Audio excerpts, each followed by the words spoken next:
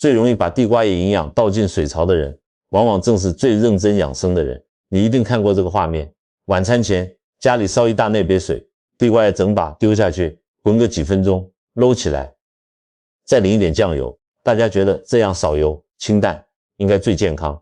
可是问题来了，地瓜芽里有些成分怕久煮，也有些会跑进水里。那位看起来最坚劲的圈青菜，真的就是最划算的吃法吗？今天我不会把地瓜芽讲成什么神奇食物，也不会叫你从此再也不能水煮。我会把3件事讲清楚，清蒸、快炒和水煮到底差在哪里？研究里常出现的 4.5 倍究竟代表什么？还有哪几类人？不能只听到营养2个字就猛吃，看完你会得到的不是一道标准答案，而是一套以后看到任何养生蔬菜都能用的判断方法。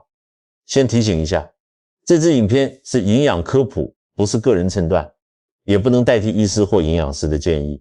如果你有性功能问题，曾经有结石，正在服用抗凝血药，或医疗团队已经要求你限制脱、草酸或维生素 K， 请以你的检验数值和专业建议为准。食物很重要，但食物不是处方。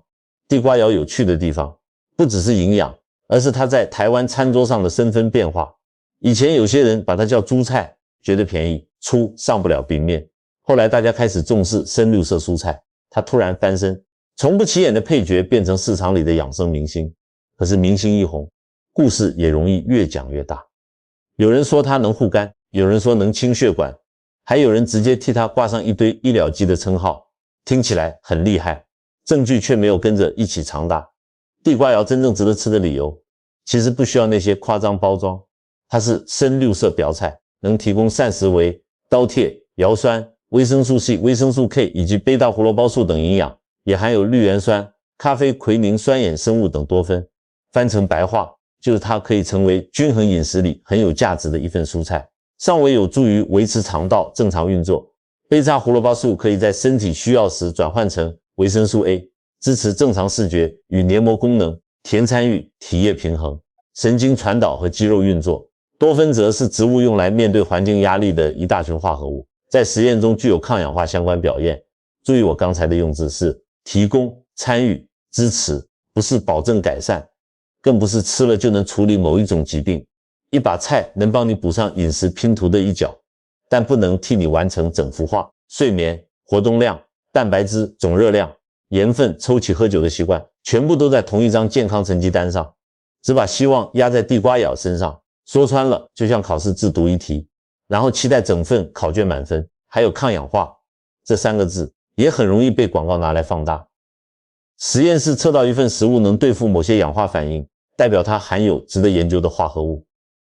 可是，一口菜进入身体后，要经过消化、吸收、代谢，还会和整餐其他食物互相影响。身体也不是一只装着自由基的试管，倒进越多抗氧化物就越前进。所以听到抗氧化，不要自动翻译成治疗，也不要把数字越大理解成寿命越长。比较稳健的说法是，多吃多样化蔬菜与较好的整体饮食品质有关，而地瓜芽可以是其中一云。那为什么烹调方式值得谈？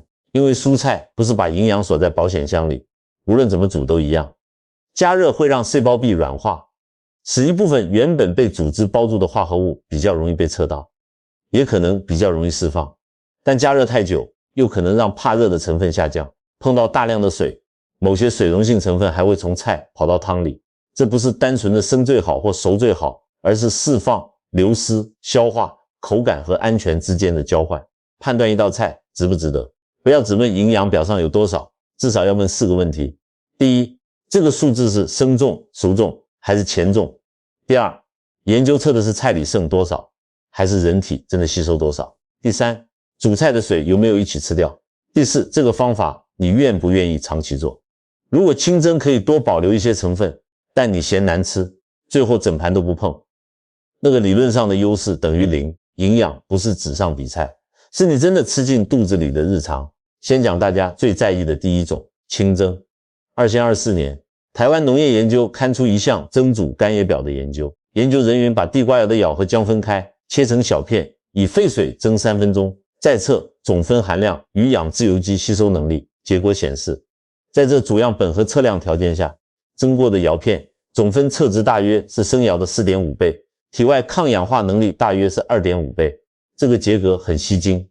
但先不要急着把 4.5 倍写在冰箱上，它不是说吃下去之后人体就得到 4.5 倍的饱物，也不是说蒸过之后那辈子凭空制造了 4.5 倍的新营养。比较合理的解释是，加热破坏部分植物组织，让原本结根在细胞结果里的分类更容易被实验方法萃取和测到，同时加热也可能降低某些会让多酚氧化的酵素活性。而且这是一项样本曲波有限的食品化学研究，研究人员自己也说，哪些个别成分造成变化，还需要进一步厘清。这句话很重要，试管里的抗氧化测值不等于人体内的临床效果，更不能直接推成某一种疾病风险会下降多少。研究给我们的是烹调线索，不是医疗保证。另外一项2014年的研究比较水煮、清蒸、微波、烘烤和油炸，那次结果也偏向清蒸。蒸过后的总多酚测值增加约 9.44%， 水煮则下降约 30.51%。 你可能会问怎么？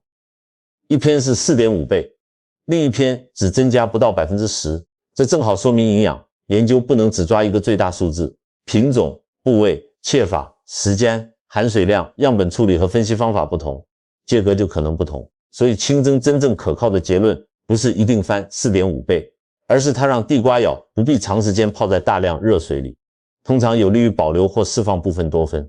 就这样，没有魔法却很实用。在家怎么做？地瓜要先洗再切，把较粗老的梗挑掉，蒸奶杯的水滚后再放入椰子刀松，不要压成一大坨，蒸到稻芽熟，颜色转深，口感仍保留一点嫩度就可以。研究用3分钟，不代表每一把菜都必须精准3分钟，因为咬片大小、分量和内味距都不同。你的判断标准应该是熟了，好咬，没有长时间焖到发黄，没有蒸笼，也不用还新设置币。平底内杯放少量水，水滚后放菜，盖耐，用水蒸气把菜快速焖熟，也是一个很接近日常的做法。重点是少量水，缩短时间，不要让菜长时间泡着，这种煮法省事，也比较容易保住地瓜咬原本的味道。接着是第二种，快炒。很多人一听到油就紧张，好像油一下奶杯，健康立刻被取消。其实问题通常不在那1小时油，而在油量、温度、调味和整体饮食。2017年有一项小型人体研究，找了16位健康成人，让他们吃200公克以水煮或炒制方式处理的地瓜咬。结果显示，炒制组的多酚损失约 17.02%， 水煮组约 22.74%。研究估算的表观吸收率，炒制组约 35.98%， 水煮组约 31.03%， 差异有，但不是天与地。这里要修正一个很常见的说法，不是因为地瓜摇多酚都是脂溶性，所以非加油不可。多酚是一大群结果不同的化合物，不能全部用一句脂溶性概括。少量油更明确的价值是帮助餐中苯趴胡萝卜素、角黄素这类脂溶性类胡萝素的吸收，也能增加香气和滑顺感，让人更愿意把菜吃完。所以快炒完全可以是一个好选项。耐杯子热了，放适量油，蒜头先用中火带出香气，不必烧到冒烟。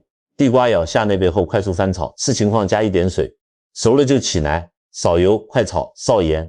3个字不花俏，却比神级煮法更值得记。如果你喜欢苦茶油、橄榄油或一般家用植物油，可以依味道、预算和烹调温度选择，没有哪一瓶油能把地瓜油升级成保健品。冷压初榨橄榄油风味鲜明，适合中低温烹调或起拿杯后拌入。苦茶油也很适合台式青菜。重点不是追最贵，而是用量适中，不要反复高温加热。现在来到争议最大的第3种，水煮。水煮不是敌人，水槽才是关键。地瓜油泡在大量热水里，水溶性营养和部分多酚有机会跑到水中，如果菜捞起来，汤全部倒掉，流失就跟着发生。可是如果你煮的是蔬菜汤，汤也喝下去，故事就不一样。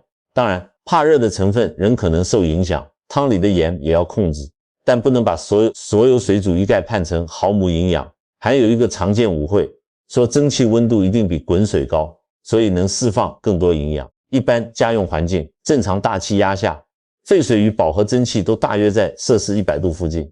蒸煮的优势主要是菜不必浸在大量水中，而不是蒸汽神奇的突破温度上限。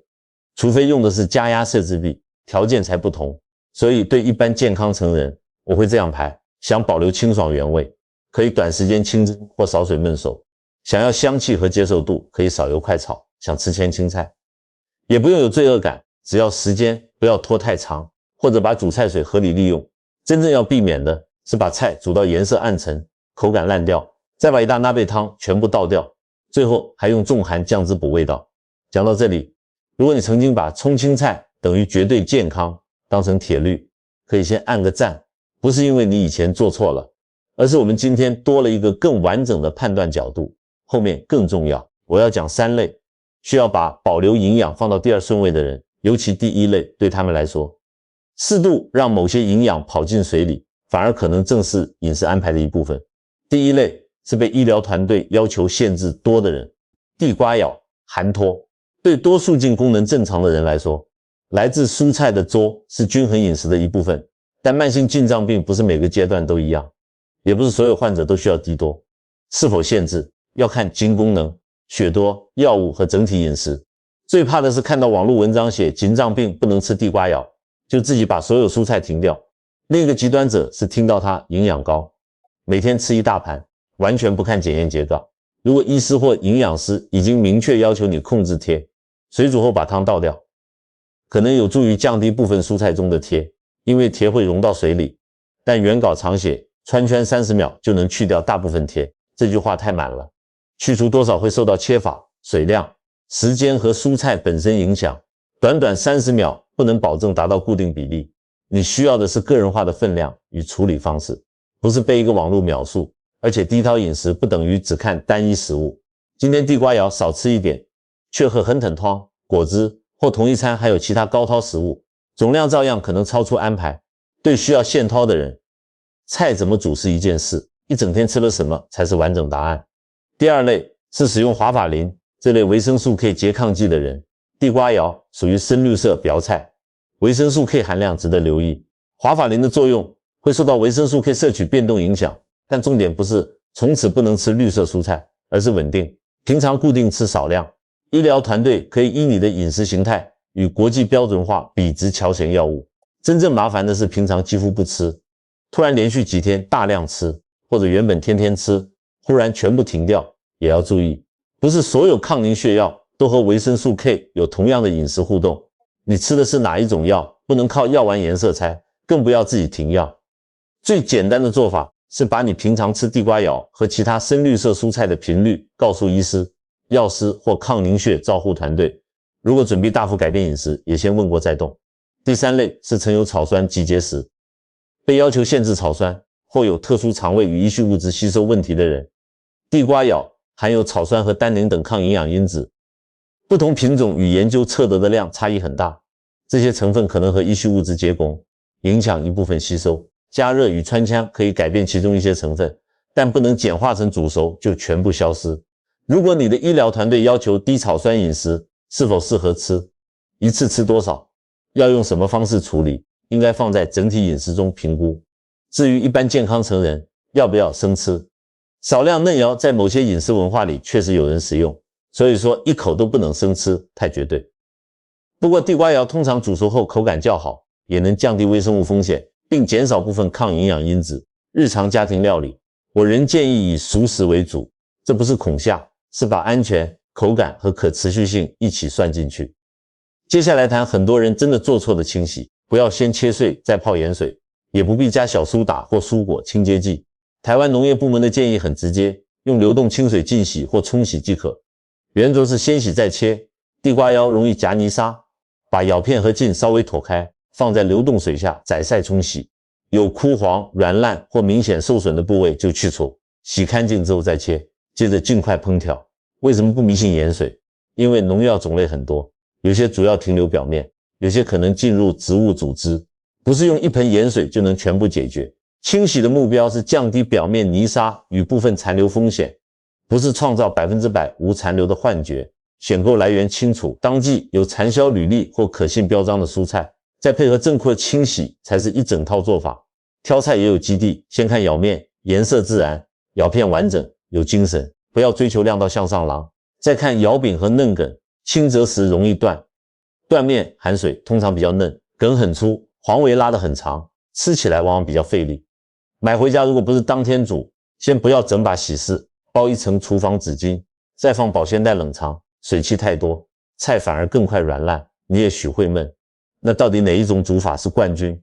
我自己的答案是，别自选一个冠军，要先看你是 day。一般健康成人，清蒸、少水快熟和少油快炒都很好。你爱吃，能常做，调味不过量，比追求某个神奇倍数更重要。需要现脱的人，水煮并倒掉汤汁可能有其用途，但分量和做法要依专业建议。使用华法林的人，核心是维生素 K 摄取稳定，不是全面拒绝绿色蔬菜，需要控制草酸的人，则要把地瓜芽放进整日饮食与水分摄取一起考量。再往前一步看，地瓜芽也不必天天吃，今天地瓜芽，明天空心菜，后天青花菜，再搭配不同颜色的菇类、豆类、瓜果和根浆，通常比连续几个月只追一种明星蔬菜更合理。蔬菜的价值不只是一个营养素，而是一群营养与植化素的组合，轮替着吃，味觉不容易疲乏，营养来源也比较分散。餐桌需要的是一支合作的球队，不是一位每场都打满的明星。你看，同一把地瓜芽，对不同的人，最佳答案可以完全不同。这才是营养科学真正有意思的地方。它很少给你一句永远不变的口号，而是提醒你食物、分量、处理方式、身体状况必须放在一起看。最后帮你把今天的重点收回来。第一，地瓜芽是营养密度不错的深绿色蔬菜，但不是药，也不需要靠活章称号证明价值。第二，清蒸的确可能有利于保留或释放部分多酚，可是 4.5 倍是特定实验的测值，不能直接等同人体效果。第三，少量油主要能帮助类胡萝素吸收并提升口感，不代表所有多酚都是脂溶性。第四，水煮不是一律不好，关键是时间、用水量、汤汁有没有利用，以及你是否有特殊饮食需求。第五，洗菜用流动清水，先洗再切，不必把厨房变成化学实验室。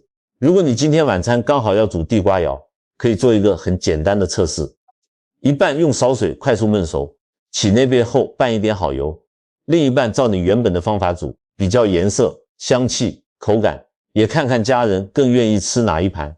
真正好的健康方法应该经得起研究，也进得了你家的厨房。还是那句话，这支影片提供的是一般科普，如果你有慢性性病，正在用药，或最近的检验数值不稳定，请先跟医师或营养师讨论，不要只靠一支影片改变治疗与饮食。你家地瓜芽平常是清蒸、快炒还是圈熟再拌酱？留言告诉我，也可以把这支影片分享给那位每次都把青菜煮到黄掉的家人。如果今天的内容让你少信一个款章口号，多懂一个判断方法，记得按赞、订阅、开启通知。我们下支影片继续把熟悉的食物讲清楚。